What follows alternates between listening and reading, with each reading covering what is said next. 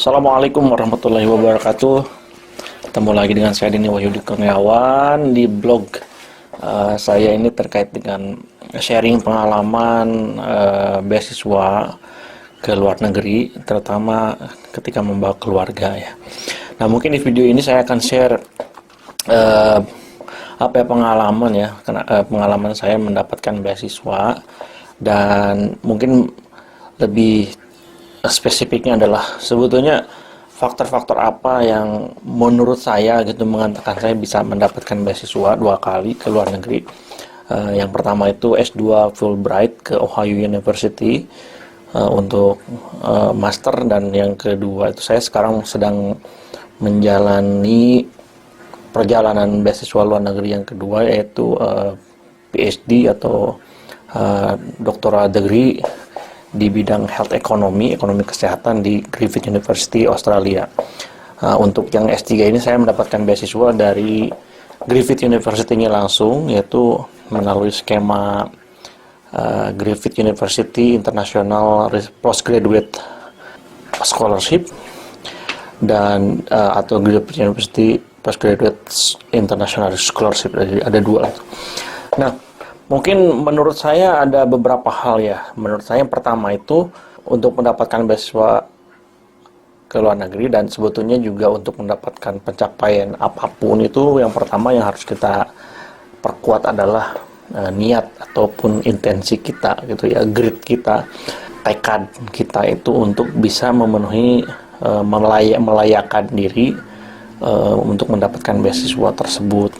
Nah, kenapa ini menurut saya perlu menjadi satu perhatian penting? Karena ya pengalaman dari saya itu dulu memang sudah punya mimpi untuk bisa sekolah, terutama mimpinya dulu tuh untuk jalan-jalan ke luar negeri ya, itu sejak saya sekolah pesantren dulu di SMP di Darul Arkom sampai SMA, sampai saya aktif itu memang saya sudah punya cita-cita atau punya keinginan lah untuk suatu saat bisa sekolah ke luar negeri gitu. Jadi tekad ataupun keinginan itu menjadi penyemangat saya untuk bisa memenuhi berbagai macam melayakkan diri, memenuhi berbagai macam persyaratan yang sebetulnya ya nggak mudah untuk dipenuhi, misalkan seperti kemampuan bahasa Inggris gitu ya, kemudian juga syarat IPK minimal gitu. Mungkin kalau teman-teman pernah cek video saya tempat yang lain, kalau sebetulnya kalau profil saya itu nggak akademik banget gitu ya, bukan seorang akademik banget. Mungkin banyak orang yang kenal saya tuh nggak menyangka kalau saya bisa dapat beasiswa S2 dan S3 ke luar negeri gitu ya, karena ya dulu saya S1 saya tuh 8 tahun di UIN Jakarta, kemudian IPK saya juga nggak terlalu besar, nggak terlalu tinggi ya, cuma 3,01. Ya salah satu contohnya misalkan dulu saya kenapa saya sampai kuliah itu sampai molor sampai 8 tahun, karena memang saya mengejar salah satu syarat minimal ya. Syarat minimal beasiswa itu rata-rata IPK-nya 3,01. Nah, jadi saya tuh waktu itu karena saya pernah IPK terakhir tuh tahun waktu di tahun keempat tuh 2,76. Itu kecil banget lah untuk sosial ya. Rata-rata banyak teman saya yang 3,5, bahkan ada yang 4 gitu ya. Ya saya mengambil banyak semester untuk memperbaiki nilai saya, sehingga saya masuk ke threshold minimal 3,01. Jadi agak molor kuliahnya itu karena hal itu. Jadi meskipun ada alasan lain, misalkan karena saya nggak fokus kuliahnya, banyak bolos gitu ya, yang nggak serius lah gitu kuliahnya dan segala macam. Meskipun mungkin tidak ideal karena waktunya agak telat ya. Saya dapat beasiswa itu di usia beasiswa S2 itu saya tahun 2016, itu berarti saya sekitar usianya 33 tahun ya. Kemudian saya dapat beasiswa S3 itu di usia saya 36 tahun atau 37 tahun. Jadi memang sudah agak telat, tapi ya saya bisa mendapatkan hal itu. Oke, yang kedua bisa dipelajari dari pengalaman saya itu adalah mulai sejak awal atau mulai sedini mungkin. Saya memang waktu itu untuk mulai serius aplikasi beasiswa itu agak telat ya, sekitar tahun 2014 ya, itu saya udah 30 tahun lebih ya. Jadi waktu itu memang saya udah telat. Jadi baru fokus untuk aplikasi beasiswa. Nah, mungkin kalau teman-teman yang masih muda ya aplikasi sedini mungkin, semudah mungkin, sehingga mungkin nanti dapat beasiswanya bisa lebih mudah lagi.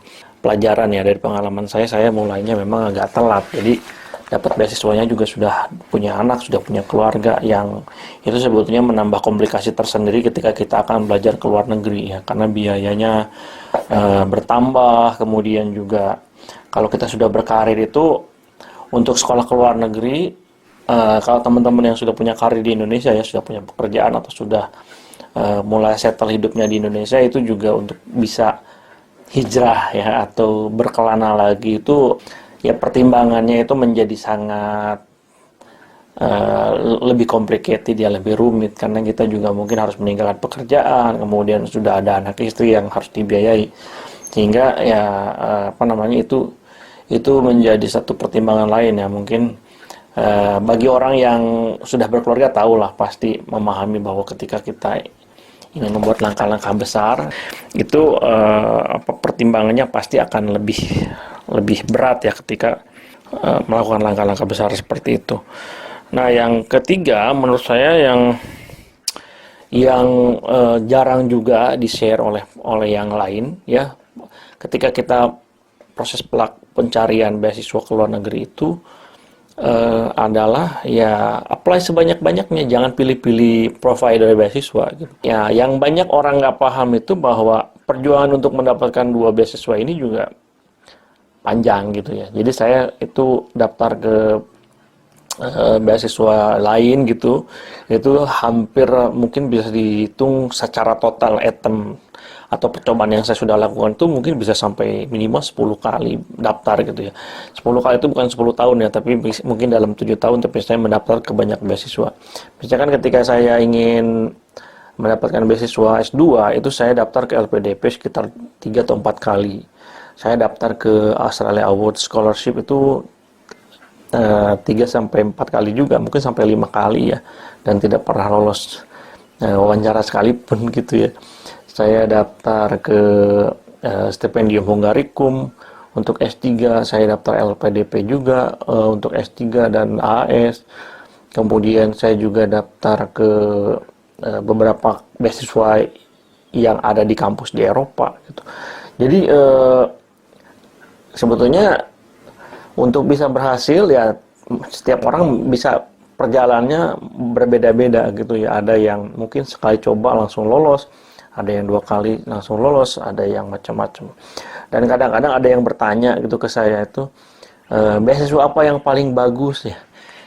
Ya itu pertanyaan yang sangat absurd menurut saya, karena semua beasiswa itu bagus kalau dia memberikan beasiswa yang cukup sesuai dengan kebutuhan kita. Artinya cukup itu maksimal itu memberikan tuition fee atau biaya kuliahnya dan memberikan stipend atau biaya hidupnya gitu. Karena ada beasiswa yang tidak memberikan stipend ya, hanya membayarin uang kuliah tapi tidak memberikan uang hidup gitu ya, atau biaya hidup. Itu untuk keluarga agak sulit, tapi di banyak tempat sih banyak tuh yang mereka membiayai hidupnya dari bekerja secara informal dan hanya mengandalkan beasiswa untuk membayar biaya kuliah gitu ya. Nah, tapi yang ingin saya highlight di sini adalah apply sebanyak-banyaknya, jangan pilih-pilih provider beasiswa, karena kita nggak tahu jodoh kita itu ada di mana. Ya saya misalkan kalau secara logika ya saya itu ya seharusnya daftar ke LPDP itu lebih big chance gitu ya, kemungkinannya itu lebih besar karena beasiswanya banyak, bisa sampai lebih dari 1.000 sampai 2.000 awardee untuk 1 tahun gitu ya. Sementara Fulbright itu mungkin hanya 100 atau 50 gitu ya untuk doktoral gitu. Jadi sebetulnya lebih ketat itu seleksinya. Tapi ternyata saya ditolak di LPDP atau tidak lolos LPDP. Saya tidak lolos di AS yang mungkin biasanya itu sampai 400 orang gitu ya untuk 400 kuotanya. Tapi ternyata saya lolos di Fulbright yang sebetulnya lebih ketat cara kuota gitu. Jadi kita nggak tahu sebetulnya kita cocoknya ada di mana-mana. Ini karena terkait dengan profil kita sendiri. Jadi setiap orang itu punya portofolio yang berbeda-beda gitu. Kajian kita apa, kemudian yang akan ingin kita pelajari apa. Nah, kemudian itu akan berkorelasi dengan sebetulnya skema beasiswa itu diberikan atau dibangun atau dibentuk untuk kandidat seperti apa gitu. Jadi itu soal jodoh juga gitu. Untuk beasiswa itu kita dapat beasiswa yang mana itu, apakah profil kita sesuai nggak dengan kandidat yang dicari oleh beasiswa tersebut atau tidak. Meskipun kita sudah mengcraft atau sudah membuat aplikasi yang menurut kita paling keren, paling bagus, sudah maksimal, bisa jadi bagi provider beasiswa atau pemberi beasiswa itu tidak cocok dan tidak sesuai gitu. Jadi itulah yang mungkin menjelaskan kenapa saya nggak lolos di AAS, saya nggak lolos di LPDP, karena mungkin misalkan dari sisi akademik dianggap mungkin ada yang lebih baik daripada saya gitu. Di AAS juga mungkin seperti itu, tapi ternyata saya dinilai lebih baik oleh Fulbright karena mungkin misalkan saya punya pengalaman di bidang sosial, saya seorang aktivis, saya juga aktif di berbagai macam kebijakan sosial, dan mungkin latar belakang profil leadership saya lebih kuat, dan itu memberikan bobot yang lebih tinggi gitu dibanding ketika dinilai oleh examiner ataupun panelis dari LPDP dan AS gitu ya. Jadi sehingga nama saya lebih bagus di Fulbright daripada di nilai saya ya, lebih bagus di Fulbright daripada di tempat yang lain. Jadi ini poinnya adalah jangan pilih-pilih beasiswa, jangan pilih-pilih provider beasiswa. Setiap kesempatan yang ada yang memungkinkan ya kita coba aja. Karena ada banyak yang tanya ke saya, tukang lebih baik daftar kemana, ke beasiswa A atau B atau C. Saya daftar ke semuanya aja gitu ya, daftar ke semuanya aja, karena kita nggak tahu mana jodoh kita, mana yang bagus. Memang sih ya, memang kalau ideal, kalau mau yang lebih bagus, saya juga dari dulu tuh ngejarnya tuh LPDP atau AS karena stipendnya lebih besar dibanding yang lain gitu. Ternyata ya jodohnya bukan di situ, jadi setiap orang punya garis masing-masing gitu ya. Nah, mungkin ini yang terakhir menurut saya yang harus dilakukan juga untuk bisa mendapatkan beasiswa ke luar negeri itu ya, kita harus konsultasi kepada orang yang sudah berhasil duluan ya.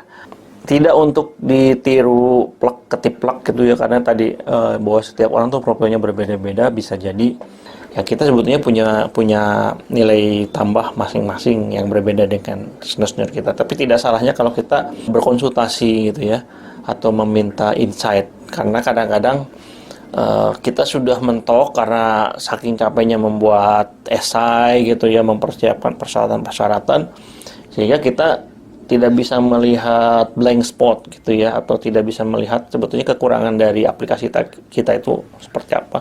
Jadi butuh perspektif dari yang lain, butuh pengalaman dari yang lain untuk kita bisa memperbaiki dan memaksimalkan apa yang kita tulis dalam aplikasi beasiswa itu sendiri. Nah, yang menjadi faktor X juga di sini adalah dukungan dari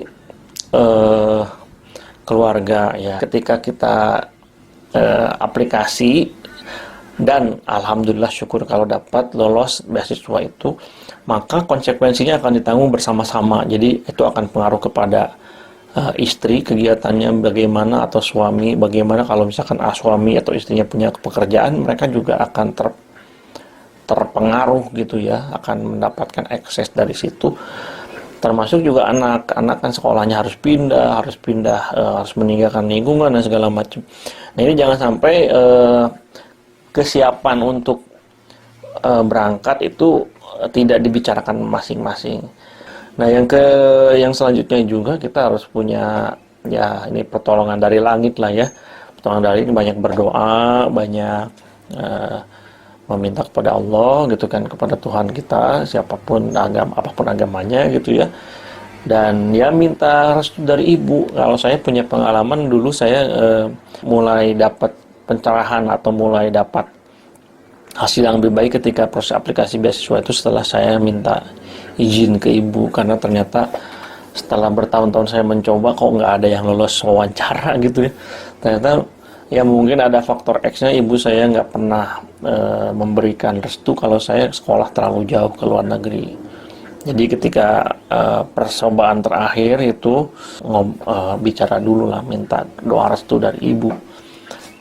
Kalau saya mau ke luar negeri, lagi aplikasi beasiswa, akan mempengaruhi restu orang tua ya. Nah ini juga menurut saya sih jadi faktor penting juga. Jadi ya kekompakan pasangan dan doa restu dari orang tua juga sangat penting kalau kita ingin mendapatkan hasil yang terbaik dari usaha yang kita lakukan. Tidak hanya untuk beasiswa tapi untuk yang lain-lainnya. Mungkin itu saja ya beberapa pengalaman. Saya kira kalau ada pertanyaan silahkan di-share, dicek di komen ya. Ya selamat berjuang, selamat mencoba untuk aplikasi dan meskipun prosesnya panjang tapi insya Allah kalau kita sudah maksimal usaha, tekad sudah bulat, dukungan dari keluarga dan dari ibu, dari keluarga, dari pasangan sudah sangat kuat, maka hasilnya adalah yang terbaik apapun itu. Terima kasih. Assalamualaikum warahmatullahi wabarakatuh.